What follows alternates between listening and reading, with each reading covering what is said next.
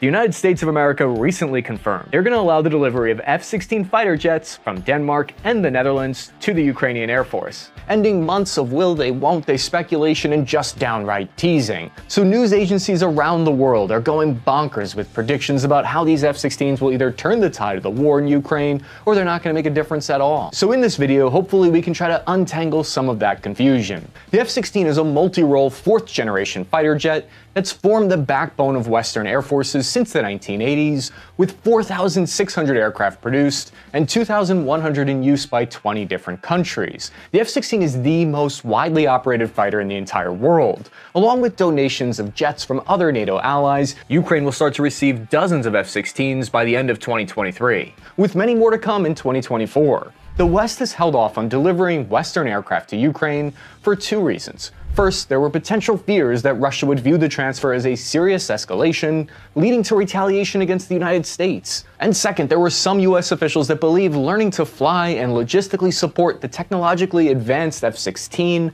might be more difficult and time-consuming than it was actually worth. Exact numbers are difficult to come by, but it appears that Denmark will send 6 F-16s this year, and from what I could dig up, it looks like they'll eventually send a total of 19. The Netherlands, on the other hand, has a total of 42 F-16s in their inventory, but it's unclear yet how many of them will be sent. The first thing you need to know is how the Ukrainian Air Force has fared so far in the war with what they've had. As a former Soviet state, Ukraine's Air Force originally inherited a lot of Russian-designed aircraft when they became independent in 1991. What exactly leads you to believe the Soviets were involved? Well, Their go-to fighter jets for decades were the older versions of the MiG-29 Fulcrum and the Su-27 Flanker. Best estimates show Ukraine had around 50 MiG-29s and 24 Su-27s, which isn't a lot to go up against the reported 900 tactical aircraft Russia had in their aerospace forces, also known as the VKS. For this reason, analysts predicted a grim forecast for the Ukrainian Air Force just prior to the February 2022 invasion, since Russia had an immense numbers and technological advantage on paper. Yet the assumed Russian air supremacy never came to be, and instead the Ukrainian airspace remains in this contested stalemate to this very day in late 2023. Ukraine's air defense systems and fighter jets forced the Russian VKS to be more cautious with its air missions. This allowed Ukrainian pilots to use hit-and-run tactics to punish any overextended Russian aircraft before retreating back behind their air defense screen. It wasn't all good news for Ukraine, though, and their air force suffered heavy losses in the first phase of the invasion. They lost 62 planes in 2022. Thanks to new tactics and more conservative approach, those losses have dropped to just 7 in 2023. But the fact remains, Ukraine's Soviet-era jets are essentially irreplaceable, making each jet and pilot loss a major blow. On paper, when you look at the capabilities of the former Soviet MiG-29 and the Su-27 jets that Ukraine already flies, they have a lot in common with the F-16. All three fighters were introduced just a few years apart in the late Cold War, between 1978 and 1985, with multiple upgrades since then to keep the platforms modern and add new systems or capabilities. The two Soviet jets were designed with more of a focus on air superiority and dogfighting, so they're actually faster and more maneuverable than the F-16. The F-16 is more of a multi-role platform for ground and air missions. It's like a Swiss Army knife of planes. It's a small performance gap though. What we're talking about here is the F-16 being around 150 knots slower than the Russian jets, depending on the version. All three of the aircraft in question here have around a 9G limit when you're making turns. The F-16 is still a very capable dogfighter, but maybe it's not really fair to say the F-16 isn't as maneuverable, because as many of you know, it can be difficult to calculate. Take a look at this top-secret, unclassified US Air Force document called the Energy Maneuverability Theory. Created in the 1960s, its whole job was to quantify a fighter jet's flight performance using maths. This document was so vital it was used as a guideline in the creation of the F-15, 16, and 18. Basically, there are several important variables when designing the F-16, including speed, thrust, drag, and weight. If you want to get more out of X, then you're going to need to lose some out of Y. Those are the rules, I didn't make them. But this is why comparing the F-16 to Soviet fighters can get complicated. And these slim margin in performance numbers aren't really what's going to move the needle here for Ukraine. Before we really dig into what differentiates the F-16 from its Soviet adversarial aircraft, I think you'll be excited to hear about the technology coming out of Armasight, our sponsor for today's video. They're offering 10% off all Contractor Series thermal scopes and a special discount on night vision goggles for all of you. I've had the opportunity to test out their NVGs firsthand, and I can confirm they're absolutely absolutely awesome. They offer them in both green and white phosphor image intensifiers to allow for optimal land navigation and even reading in complete darkness. And with true dual-channel technology, they provide an expansive 51-degree field of view. The contractor thermal scope is incredible for hunting thanks to its light weight of only 2.38 pounds and an accuracy of 1/2 minute of angle bore sight. There's even a digital heads-up display inside of it with a compass heading. With the holiday season coming up from October through the end of the year, you can purchase any scope in the contractor series and get 10% off. Armasight is offering all of you $600 off any pair of night vision goggles purchased between now and the end of the year. Just head over to armasight.com or click the link in the description and make sure to use code TASKANDPURPOSE at checkout to let them know you're part of the spare parts army. So if the F-16 isn't radically better than what Ukraine already has from a flight performance standpoint, why have Ukrainian pilots been asking to fly it for years? The reality is the Ukrainian MiG-29 and the Su-27 are much older versions than the same jets that Russia's flying. And to make matters even worse, they're kind of irreplaceable. It's not like Russia's going to sell them anymore, and the rest of Europe has already switched over to Western jets since the 1990s. Ukraine's older version of the MiG and the Sukhoi are also stuck with inferior radars and weapons to what Russia has on their modern variants.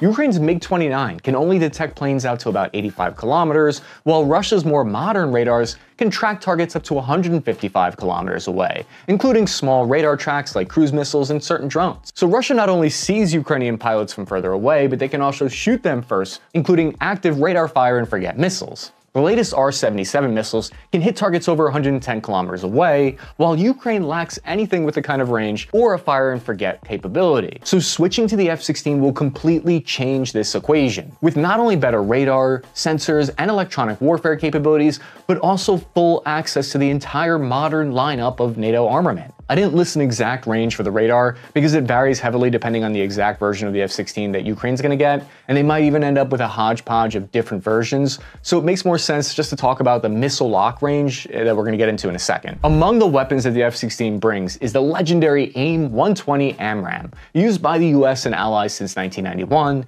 the AMRAAM has a reputation for being an extremely deadly missile, giving Ukraine the ability to reach out over 105 kilometers along with fire and forget capability. I can't overstate how big of a deal that second point is. Active radar missiles have their own radars in the nose of the missile, activating when it's close to the target for final guidance. With these types of seekers, pilots don't have to maintain lock the entire time that the missile's in flight, giving them the ability to launch and immediately evade if they need to, while still having a high chance of hitting their target. Russian pilots have had a huge advantage over Ukrainian Air Force until now, thanks to their active radar missiles, so giving Ukraine the F-16 and a steady supply of the AMRAAMs puts Ukraine on much more equal footing. Another thing you have to remember is that the F-16 is going to have an expected lifespan of between 3,500 and 4,500 flight hours, but old Soviet aircraft, on the other hand, are made using older manufacturing techniques and materials, and they only have around 2,000 to 3,500 flight hours built into the airframe. So just as Ukraine has had to cut back on their air operations to preserve their old MiGs and Sukhois, Russia also had to keep their oldest aircraft on low-intensity operational schedules to preserve what little lifespan they have, so the F-16 is going to be a huge advantage there. This brings us to a major aircraft concept known as imputed losses. When planes exceed their rated flight hours and become unsafe to fly, they become something called imputed losses in the defense industry. The RAND Corporation calculated that Russia may have lost 57 aircraft at a minimum in these imputed losses since the start of the war, in addition to regular combat losses. Meanwhile, Russia's manufacturing base is only able to replace about 18 to 36 of these new aircraft every year. With new, more competitive jets in the skies over Ukraine, the VKS will have to increase their operational tempo for all their aircrafts, putting more stress on old planes and accelerating imputed losses. If they don't, or if they start to lose too many planes, Ukraine could achieve what's called local air superiority in regions that need it the most by surging F-16s into those areas with weak air coverage. This is the calculation Ukraine and the West are counting on to make this F-16 transition worth it. Local air superiority would unlock many more options for both ground and air commanders, allowing combined arms operations that modern combat relies on. The F-16 access to Western standoff munitions also allows pilots to strike deeper behind Russian lines with minimal exposure to air defense assets. And despite the logistical challenges, the F-16 has a huge supply of weapons, replacement parts, and aircraft to offset losses and combat expenditures, something that can't be said for the MiG-29 and the Su-27. Ukrainian fighter pilot RTM stated, quote, "Absolutely, the F-16 will make us stronger. Right now, even when we operate with what's available, being outnumbered and outdated in terms of technology, we still manage. If we at least equalize our capabilities in terms of detection and attack, I'm more than sure that this will lead to the Russians being pushed far, far beyond their borders. So what was holding the West back for so long, preventing them from sending the F-16? Well, the Russian Foreign Affairs Minister, Sergei Lavrov, asserted that F-16s to Ukraine would be seen as, quote, a nuclear threat. In an interview with the state-run Lenta RU news agency, Lavrov expressed that because F-16 fighters can be equipped with nuclear weapons in the US arsenal, Russian forces would interpret F-16s in Ukraine's service as being, quote, in the nuclear sphere. But this is the same strategy that Russia has employed for years now, drawing supposed nuclear red lines in the sand for any action by the West that opposes their interests. Not just in Ukraine, but all over the world. So I think leaders in the United States and Europe were tired of nuclear blackmail. Russia's unilateral ripping up of the Black Sea grain deal and strikes against agricultural infrastructure, these developments actually helped encourage the West to send the F-16, as politicians and generals cited its ability to target and shoot down Russian cruise missiles and drones in order to protect civilian and civil infrastructure. Something the MiG-29 and Su-27 can't do as effectively with their older and less capable radars, which forced UAF pilots to rely on eyesight alone for shooting down these targets. Russia's option for responding to the F-16 shipments are also limited. Diplomatically, the Russian Federation is pretty isolated on the world stage right now. Even China is starting to distance themselves from Russia. Beijing doesn't have much to gain by backing Russia if they do anything drastic in response to the F-16 shipments. There isn't much pressure Russia can put on F-16 donor countries in the political or economic sectors at this point, whereas we weren't sure how that was going to shake out over the first year of the conflict. The F-16 is a multi-role aircraft though, so its capabilities extend to the ground as well as the skies, opening up a whole new arsenal of NATO ground strike munitions. Ukraine has been able to adapt certain Western air-to-ground weapons to their current ex-Soviet planes, but this is an interim solution at best. Western weapons are extremely accurate and effective, yet they're really designed to interface with advanced avionics and targeting equipment that ex-Soviet jets just don't have.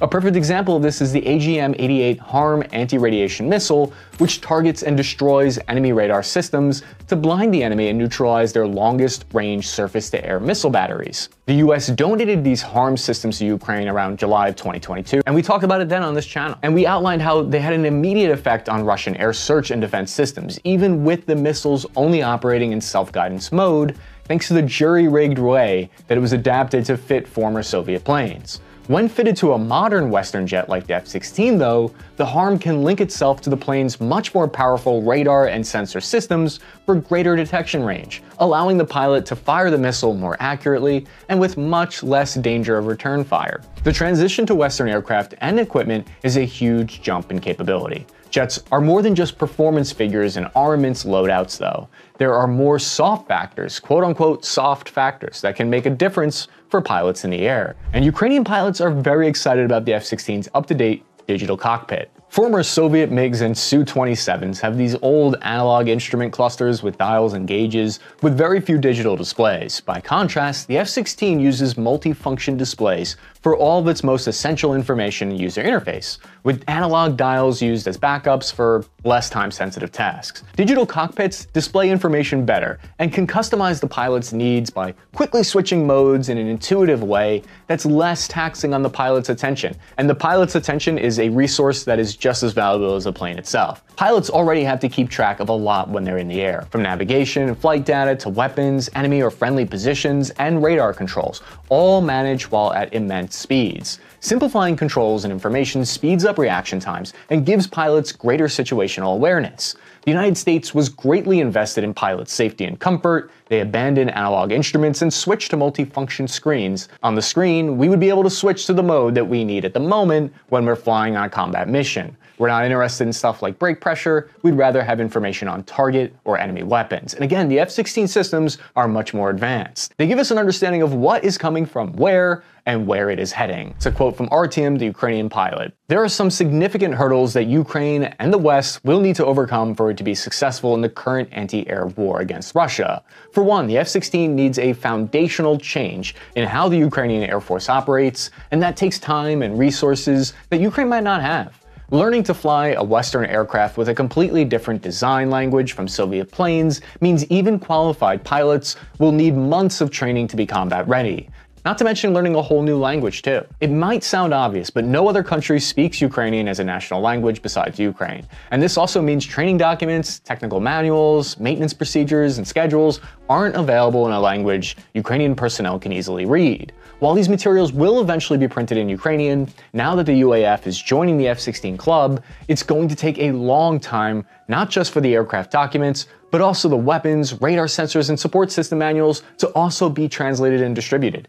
As of November 2022, only about 30 Ukrainian pilots had sufficient English proficiency to be ready for immediate training that would take between 2 to 4 months. All other Ukrainian pilots would need additional months of language training before they could even begin flight instruction. This is already with an accelerated training program, since qualification in the US on the F-16 normally takes years even when you know the language. The F-16 itself is also a very different beast than Soviet planes. Soviet designers expected planes to have to operate from small, remote airfields without much support. Conditions called austere landing zones, quote-unquote, the MiG-29 and Su-27 in Ukraine have survived as long as they have because of the extra ruggedness built into their airframes that allow them to take off from civilian airfields, highways, or even roads, meaning Russians have had a hard time finding and striking the aircraft on the ground since they're always shuffling to new positions. But the F-16 is far more sensitive to airfield conditions, requiring pristine,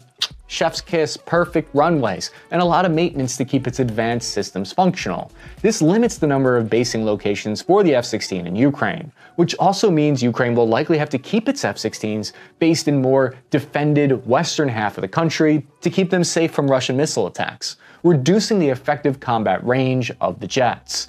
Ukraine has been working to improve its air bases since January to prepare for Western jets for this reason. Yet the extensive prep work needed to accommodate the F-16s and its long checklist of needs makes its basing operations much more predictable for the Russian forces. Something that's not often appreciated by us ground pounders is how crucial a fighter squadron's ground crew are to an air wing's performance. On the MiG-29, for instance, every hour in flight requires 11 hours of maintenance, probably even more in Ukraine's case since the airframes are so old and worn out.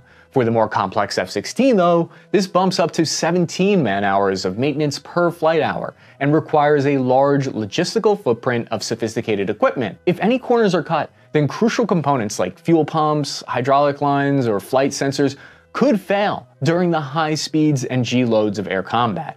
I found it hard to believe when Department of Defense documents first stated that training Ukrainian ground crews would take longer than training the pilots. But after seeing crews inspect every rivet, every fan blade, and every surface, check for faults in between flights, it really hammered home the incredible work ground crews do every day to keep these advanced machines flying safely.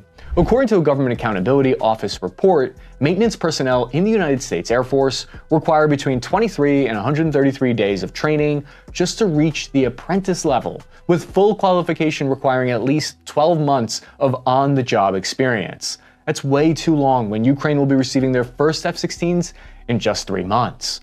Without enough trained ground crews to maintain the fighters, it's almost as bad as not getting new fighters at all. The US has started training pilots and ground crews at Morris Air National Guard Base in Arizona, but this is really for long-term support of Ukraine's Air Force. For the short term, Congress has floated the idea of contract maintenance personnel to get Ukraine's F-16 fleet off the ground. While the US hasn't announced any contract personnel yet, it's a safe bet that the idea will be approved, since a squadron of F-16s sitting on the ground for a year, just begging for a Russian missile strike, doesn't seem like a wise investment. So we've actually seen a lot of reports about how defense companies are setting up shop inside Ukraine because there isn't really another way around this. They need to get people on the ground for maintenance purposes. This strategy isn't without its own risks though. It exposes non-Ukrainian nationals to the risk of Russian attacks, and it opens up a whole can of international worms. There's also the cost factor to consider. Every AMRAAM fired costs $1.8 million per missile to produce. Western leaders have publicly commented and recommended to support those costs for Ukraine as long as it takes to force Russia back.